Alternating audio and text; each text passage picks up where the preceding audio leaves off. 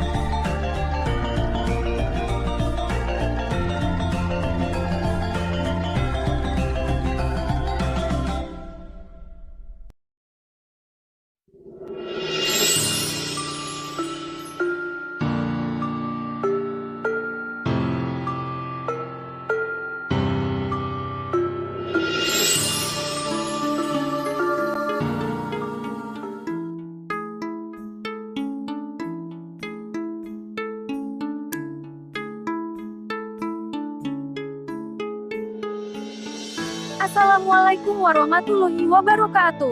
Sobat-sobat Donghua, selamat siang, malam, sore, ataupun pagi. Kali ini, Mimin akan membacakan salah satu novel kesayangan kalian, yang berjudul Wu Dong Qian Kun, atau Martial Universe. OCC Google, yuk, langsung aja ke alur ceritanya. Chapter 1, Lindong. Tokoh utama dalam alur cerita. Cerita akan berfokus pada Lindong. Ketika Lindong mengumpulkan setiap ons kekuatan untuk membuka kelopak matanya yang berat. Sebuah ruangan sederhana namun kasar muncul di depan matanya. Adegan yang akrab ini menyebabkannya berkedip dengan bingung. Tidak dapat memahami mengapa dia ada di sini. Meskipun segera setelah itu, dia menoleh dengan cepat. Benar saja, dia melihat dua sosok pria dan wanita duduk di meja di kamar. Ayah, ibu. Saat Lindong menatap kedua sosok itu, dia menjadi bersemangat dan menjerit pelan. Dong kamu sudah bangun. Mendengar tangisannya, wanita itu pertama-tama menoleh. Ketika dia melihat Lindong akhirnya membuka matanya, dia segera berseru dalam kebahagiaan. Berpakaian agak polos dan usianya sekitar 30 tahun. Garis pipinya memberi kesan elegan pada wajahnya dan juga tipe perasaan pemarah dan lembut. Ini adalah Ibu Lindong. Liu Yan tidak memiliki keterampilan dan kamu berkelahi dengan orang lain. Kamu secara literal meminta masalah. Ucap Liu Yan. Selain wanita itu, duduk seorang lelaki berusia sekitar 30 atau 40 tahun. Tubuhnya agak lemah namun dia memiliki sedikit kekakuan di alisnya. Dia juga tampaknya menderita luka serius karena wajahnya pucat yang pada gilirannya menutupi sebagian besar kekakuannya. Ini adalah ayah Lindong, Lin Xiao. Beralih ke menghadapi ayahnya yang sedikit sering keras, Lindong seolah-olah menunjukkan sepotong ketakutan, menarik lehernya. Meskipun segera setelah dia agak menantang menyatakan, siapa yang meminta mereka untuk memanggil ayahku tidak berguna tepat di depan wajahku. Saat dia berbicara, Lindong merasakan luka yang masih sakit di dadanya, dan mengepalkan giginya. Hari ini hanyalah salah satu tes untuk keluarga Lin dan dia hanya turun untuk mengukur kemajuannya. Kemunduran hari ini hampir tidak menekuk keyakinannya pada dirinya sendiri karena dia baru berlatih selama setengah tahun dan dia tidak berharap untuk membuat banyak kemajuan. Dia tetap yakin bahwa mengingat waktu dan kondisi yang lumayan lama untuk berlatih, dia tidak akan kehilangan siapapun. Namun demikian, tepat setelah tes berakhir, saat Lindong bersiap untuk pulang, ia bertemu dengan seorang pria yang memiliki sejarah buruk dengannya. Rencana awalnya adalah untuk mengabaikan pria itu. Namun setelah beberapa putaran provokasi yang disengaja, dia tidak bisa lagi menahan kemarahan. Lindong yang muda dan berdarah panas menyerang provokator. Meskipun demikian, hasilnya jelas pada siang hari saat dia langsung pingsan karena pukulan yang berat. Lin San, Anda sebaiknya ingat ini. Lain kali, saya bersumpah untuk menghancurkan kepala Anda menjadi bubur. Atau, jangan sebut nama saya Lindong.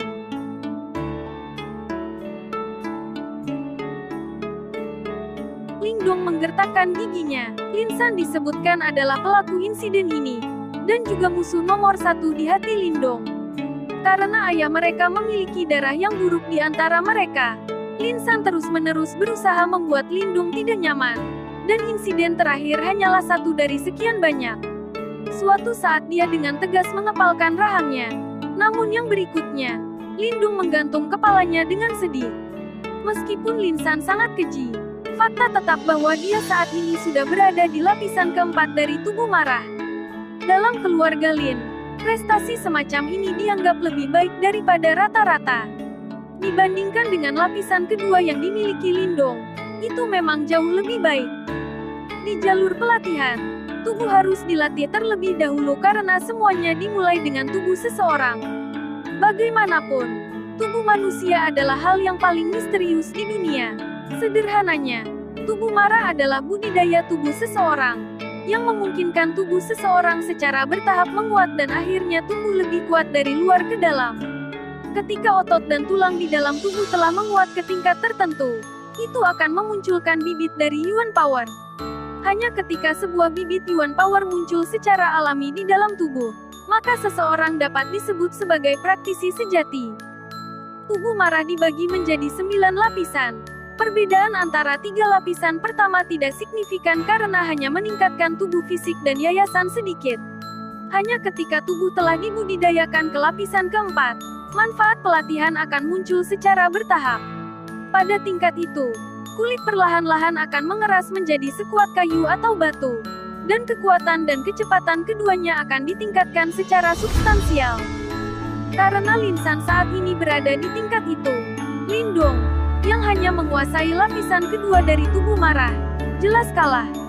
Adapun mengapa ada perbedaan di antara keduanya, meskipun mereka berdua pada usia yang sama, itu bukan karena perbedaan dalam potensi mereka. Untuk tingkat tubuh temperet, bakat bukanlah faktor kunci. Sebenarnya bisa dikatakan bahwa siapapun bisa melatihnya. Namun, seberapa jauh mereka dapat berkembang, akan tergantung pada kekayaan dan kedekatan seseorang. Meskipun demikian, untuk mencapai lapisan ke-9 dari tubuh temper adalah hal yang sangat sulit dan melelahkan. Ini karena hanya dengan terus-menerus mendorong batas-batas tubuh fisik seseorang, tubuh seseorang secara bertahap dapat tumbuh lebih kuat. Namun cara menguji batas seseorang ini mirip dengan memeras potensi dalam tubuh seseorang. Jika tubuh seseorang tidak cukup pulih setelah diperas, tubuh seseorang akan terluka karena ketegangan. Pada saat itu, tidak hanya pelatihan akan terpengaruh tetapi seluruh tubuh akan diliputi dengan cedera. Kerugian keseluruhan. Dengan demikian, ketika seseorang mencoba untuk menguasai tubuh temperet, mereka akan membutuhkan berbagai eliksir bergizi untuk melengkapi tubuh mereka sebelum mereka dapat maju dengan pelatihan mereka. Namun, karena ramuan ini sebagian besar adalah komoditas mahal, mereka yang tidak memiliki kekayaan yang memadai tidak akan mampu membelinya. Dan inilah yang disebut kekayaan. Alasan mengapa Lin San mampu melampaui Lindung dengan 2 lapisan bukan karena dia telah berlatih selama setengah tahun lebih tetapi terutama karena ayahnya bertanggung jawab atas keuangan dalam keluarga Lin. Dibandingkan dengan Lindung yang tidak memiliki nasib baik ini dan karenanya akses ke eliksir untuk menyehatkan tubuhnya. Dengan demikian kemajuan pelatihannya secara alami jauh lebih lambat daripada yang sebelumnya. Tiba-tiba, ketika Lin Xiao mendengar gumaman Lindong, telapak tangannya yang terletak di atas meja mengepal erat, saat ekspresinya menjadi lebih gelap. Ke samping, Liu Yan yang telah melihat perubahan ini segera memberi isyarat kepada Lindong dengan matanya sebelum yang terakhir buru-buru menutup mulutnya. Tidak perlu merengek, berkonsentrasilah pada pelatihan dan yang lain secara alami akan tertutup. Lin Xiao melambaikan tangannya saat berkata, Liu Yan, ambil red ginseng itu dan berikan ke Dong Er. Dengan red ginseng, latihannya harusnya sedikit lebih cepat. Hanya ada setengah tahun lagi sampai kompetisi keluarga. Jika dia tidak memanfaatkan waktu ini untuk berlatih, dia hanya akan membuat kita malu. Xiao Ge, red ginseng itu untuk luka-lukamu. Liu Yan buru-buru berkata sebelum dia jatuh pingsan. Aku sudah menjadi orang yang tidak berguna. Tidak masalah obat apa yang digunakan, semuanya akan sia-sia. Di masa depan, saya akan menghabiskan lebih banyak waktu menemukan eliksir di gunung untuk Dong Er. Lin Xiao menyatakan dengan nada mengejek diri sambil menggelengkan kepalanya. Ayah tidak berguna. Ayah dulu adalah praktisi terkuat di keluarga tidak termasuk kakek. Mendengar kata-kata Lin Xiao, Lindong berseru, berwajah merah. Sebagai seorang anak, ayahnya adalah sosok terbesar di hatinya. Praktisi terkuat. Lin Xiao dengan sadar mengepalkan tangannya erat-erat saat rasa sakit yang mendalam melintas di wajahnya. Sesaat kemudian, dia berdiri dan dengan lelah berjalan di luar ruangan. Liu Yan, buat tonik untuk anak kita. Lukaku baik-baik saja. Sudah bertahun-tahun. Apa gunanya satu tangkai red ginseng mungkin? Menatap punggungnya yang agak jongkok, mata Liu Yan memerah. Yang bisa membayangkan bahwa pria yang pernah menjadi pria paling berbakat dan luar biasa di kota Qingyang akan berakhir dalam kemerosotan seperti itu. Ibu, jangan menangis. Dong Er berjanji bahwa dia akan bekerja keras dalam pelatihannya. Dan ketika saatnya tiba, saya akan menemukan cara untuk menyembuhkan ayah. Lindong berkata dengan lembut sambil menarik di sudut pakaian Liu Yan. Dong Er, jangan salahkan ayahmu jika dia keras terhadapmu. Hanya karena dia telah mencurahkan segalanya untuk Anda. Anda harus tahu bahwa Anda adalah satu-satunya harapannya. Liu Yan bergumam pelan saat dia menundukkan kepalanya. Dengan ringan mengusap matanya dan membelai kepala kecil Lindung sementara dia menatap ekspresi yang sungguh-sungguh pada wajah muda dan lembut Lindong. Dari sudut pandang tertentu, keluarga Lin dari kota Qingyang dapat dihitung sebagai perpanjangan dari Lin Clan. Namun untuk Lindung yang belum pernah melakukan perjalanan lebih dari 100 mil dari kota Qingyang, kekuatan luar biasa dari Lin Clan di Gritian Dinasti hanyalah hal asing dan jauh. Apa yang Lindung tahu dari potongan-potongan informasi sesekali yang diperoleh dari ayahnya, adalah bahwa cabang tempat mereka sebenarnya adalah bagian dari lingkaran dalam klan Lin. Itu hanya karena satu misi. Kegagalan kakek Lindung dalam misi itu telah menyebabkan kerugian besar bagi klan. Akibatnya, ia dikeluarkan dari lingkaran dalam dan dibuang ke kota Qingyang. Di sini, ia mendirikan keluarga Lin kecil ini dan selama puluhan tahun ini, ia telah mencoba semua yang dia bisa untuk memenuhi impian seumur hidup, untuk kembali ke lingkaran dalam klan Lin. Namun semua usahanya tidak seberapa. Semua yang telah dia capai bahkan tidak layak disebut ke Lin Clan yang besar dan tak tertandingi. Oleh karena itu, dia hanya bisa mengalihkan perhatiannya ke tempat lain, seperti pertemuan klan 10 tahun dari klan Lin. Ini adalah pertemuan paling penting dari Lin Clan dan juga acara yang sangat terkenal di seluruh dinasti yang besar. Diadakan setiap 10 tahun. Setiap pertemuan menghadirkan kesempatan yang sempurna bagi generasi muda di klan untuk berdiri dalam sorotan dan membuat nama untuk diri mereka sendiri. Selain itu, banyak hadiah untuk kompetisi besar ini secara alami sangat murah hati, sehingga mereka akan menarik tatapan tamak. Namun, peringatan paling menarik untuk kakek Lindung terletak pada kenyataan bahwa selama seseorang bisa masuk 10 besar dalam pertemuan ini, bahkan jika Anda adalah orang luar klan, Anda akan dipromosikan ke lingkaran dalam tanpa penghalang dan mendapatkan kehormatan yang tak tertandingi. Dengan demikian, pertemuan klan telah menjadi fajar baru di malam panjang keputusasaan kakek Lindong. Tetapi karena usianya, ia sudah tidak dapat berpartisipasi. Oleh karena itu ia menaruh semua harapannya kepada 5 putranya yang berasal dari ibu yang berbeda. Tentu saja yang paling menonjol dari mereka semua, Ayah Lindong, menjadi kakek dan sinar harapan seluruh keluarga Lin. Ibu, aku telah mendengar bahwa 3 kontestan teratas dalam kompetisi keluarga yang akan datang akan mendapatkan jenis eliksir kelas 3 yang disebut Vermilion Blood Clotting Fruit. Saya pernah mendengar seorang paman mengatakan bahwa itu sangat efektif dalam mengobati cedera. Jika saya berhasil mendapatkannya, pasti akan membantu menyembuhkan luka di tubuh ayah. Seolah-olah dia tiba-tiba memikirkan sesuatu. Lindung mengangkat kepalanya saat dia berkata sambil mengawasi Liu Yan dengan mata bersinar. Vermilion buah pembekuan darah. Mendengar kata-kata ini, Liu Yan sedikit terkejut. Meskipun demikian, dia dengan tak berdaya menggelengkan kepalanya. Tidak mudah untuk menjadi 3 teratas dalam kompetisi keluarga. Adalah baik bahwa Anda memiliki hati. Ibu akan pergi dulu dan menyeduh ginseng merah untuk Anda. Saat dia selesai, Liu Yan berbalik untuk berjalan keluar dari ruangan. Dalam generasi muda saat ini dalam keluarga Lin, sudah ada beberapa yang telah memperoleh prestasi yang layak.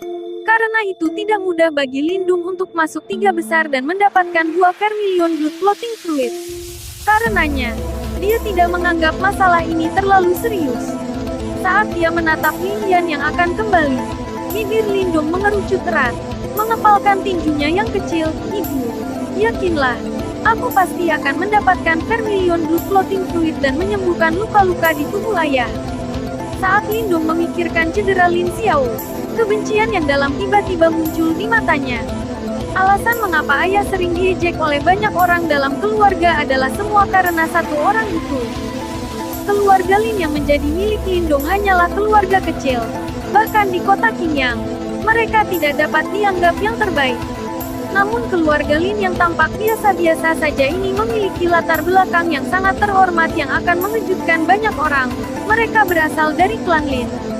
Salah satu dari 4 klan besar dinasti Gritian, Lin Clan. Dari sudut pandang tertentu, keluarga Lin dari kota Qingyang dapat dihitung sebagai perpanjangan dari Lin Clan. Namun untuk Lindung yang belum pernah melakukan perjalanan lebih dari 100 mil dari kota Qingyang, kekuatan luar biasa dari Lin Clan di Gritian dinasti hanyalah hal asing dan jauh.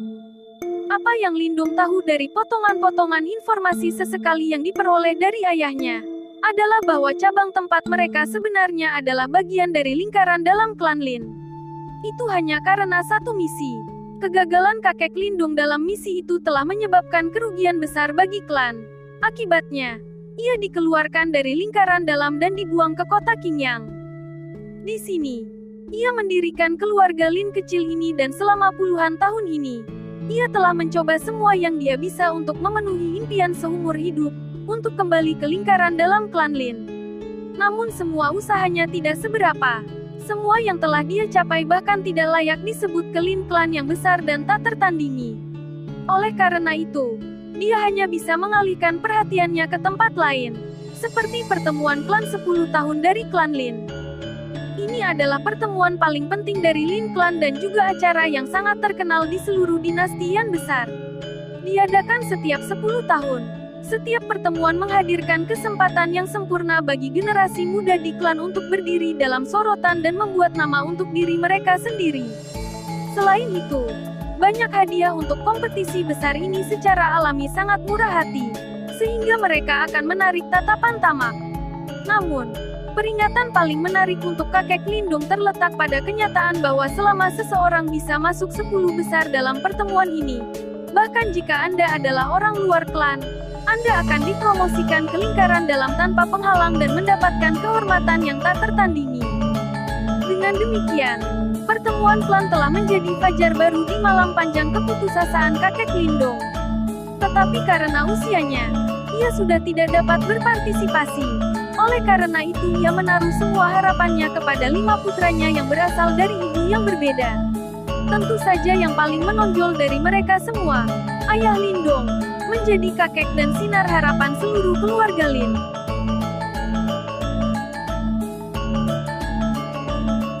Meskipun Ayah Lindung membawa beban berat ini di pundaknya, dia tidak mengkhianati harapan mereka. Di antara 5 bersaudara, ia adalah yang paling awal untuk menembus lapisan tubuh temperet ke-9, dan maju ke tahap Yuan. Lebih jauh lagi, dalam waktu 4 tahun lagi, dia sekali lagi menembus tahap Yuan, untuk menjadi Master Yuan Surgawi kedua dalam keluarga Lin setelah kakek Lin Zentian. Kemajuan yang spektakuler ini menyebabkan kakek yang biasanya pendiam dan keras itu menghasilkan senyum ramah dan bersyukur di wajahnya yang sudah tua setiap kali dia bertemu ayahnya. Dikatakan bahwa dalam 10 tahun yang panjang, inilah saat kakek paling tersenyum. Namun, ketika 10 tahun klan kumpul akhirnya tiba, hasilnya mengejutkan semua anggota keluarga Lin, dan meninggalkan mereka jauh di jurang keputusasaan. 1 langkah. Hanya dalam 1 langkah, ayahnya, sinar harapan untuk keluarga Lin, dikalahkan dengan kejam. Selanjutnya, ini terjadi pada pertandingan pertama tepat di awal pertemuan. Bertahun-tahun harapan dan pengasuhan hancur menjadi debu dalam momen singkat itu. Hadiah terakhir bagi yang kalah adalah tatapan aneh yang tak terhitung jumlahnya serta aliran cemoohan yang tak ada habisnya. Seperti sekawanan anjing liar, mereka kembali ke kota Qin yang dikalahkan. Malam itu, ayahnya meninggalkan distrik terdalam keluarga Lin dan pindah untuk tinggal di sebuah bukit kecil yang sunyi di ujung terjauh dari wilayah keluarga Lin. Sejak saat itu, dia tidak pernah lagi menyentuh apapun dari Lin Clan. Menurutnya, dia sudah kehilangan hak untuk melakukannya. Namun, keberuntungan tidak pernah datang berpasangan. Bencana tidak pernah menyerang sendirian. Setelah kekalahan itu, apa yang telah diberikan kepada Lin Xiao bukan hanya depresi. Setelah itu, dia bahkan lebih sedih ketika menemukan bahwa orang yang telah dia lawan tidak hanya mengalahkannya dengan 1 telapak tangan tetapi juga, tanpa sedikit pun belas kasihan, menggunakan kekuatan Yuan yang hampir seperti binatang buas untuk merusak bagian dalam tubuhnya hingga merusaknya, benar-benar berantakan. Dengan cedera tingkat ini, Lin Xiao kehilangan tingkat kekuatan surgawi Yuan dan kembali ke tingkat Yuan bumi. Selain itu, cedera serius juga menyebabkan saluran di tubuhnya terganggu dan tersumbat. Dan tidak peduli bagaimana ia berlatih, ia menemukan kemajuan lebih lanjut hampir mustahil. Di dalam keluarga, apa yang tadinya tatapan hormat telah secara bertahap berubah menjadi desahan dan kekecewaan. Menghadapi bencana setelah bencana, Lin Xiao akhirnya menyerah semua harapan. Setiap kali dia mabuk, dia akan dengan marah memukul dadanya sendiri. Suara gedebuk tumpul menghancurkan hati ibunya ketika dia diam-diam berdiri di samping dan mengusir air matanya yang jatuh. Meskipun Lindong masih muda ketika dia menyaksikan adegan ini, dia merasa seolah-olah hatinya diiris-iris. Pada saat yang sama, di hati mudanya, benih-benih kebencian diam-diam ditanam ke arah orang yang telah mempermalukan dan menghancurkan ayahnya. Dia tidak hanya menghancurkan ayah saya tetapi juga menghancurkan keluarganya. Adapun pria yang dimaksud, nanti, Lindung kebetulan mendengar pamannya dan yang lainnya menyebut dia dengan nada benci dan tidak berdaya. Di kamarnya, Lindung mengepalkan tangannya dengan erat, saat kebencian tebal muncul di matanya. Oke guys, thanks. Tunggu aja. chapter selanjutnya. See you, kalian. Sungguh luar biasa.